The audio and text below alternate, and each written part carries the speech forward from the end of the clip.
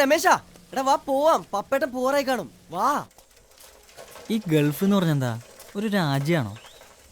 കുറേ രാജ്യങ്ങൾ ചേർന്ന ഒരു സ്ഥലമാണെന്നാണ് കേട്ടെ. അതിൽ കുവൈറ്റ് എന്ന് പറഞ്ഞ സ്ഥലത്തേക്കാണ് പോകുന്നത്. ഭയങ്കര ശമ്പളമായിരിക്കും അല്ലേ? പിന്നെ ഇറങ്ങാറായും തോന്നുന്നു. നമ്മൾ ഏതാണ്ട് നിർബന്ധിച്ച് കൊല്ലാൻ കൊണ്ടോണം വരിക. ആ മാഷേ, പപ്പേണ്ടല്ലേ? ആ ഉണ്ട്, ചെല്ലിയല്ലേ. ആ ചായ കുടിക്കേ. പപ്പേട്ടാ എല്ലാം പാക്ക് ചെയ്തോ? അതൊക്കെ റെഡിയാടാ. എങ്ങനെയുണ്ടായിരുന്നു പരീക്ഷ?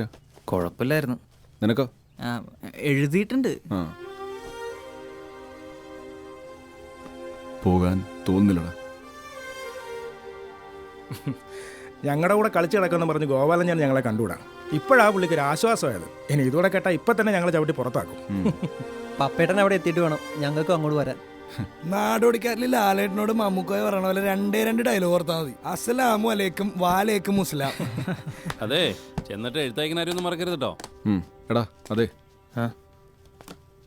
എല്ലാം പാക്ക് ചെയ്തോടാ. പിന്നെ പാക്കിംഗ് ഒക്കെ ദേ കഴിഞ്ഞു. ഇതിന് നീ വെച്ചോ. ഞാൻ കാശാരനെ വരട്ടെ. നമുക്ക് നമ്മുടെ ക്ലബ് ഒന്ന് ഉഷാറാക്കണം.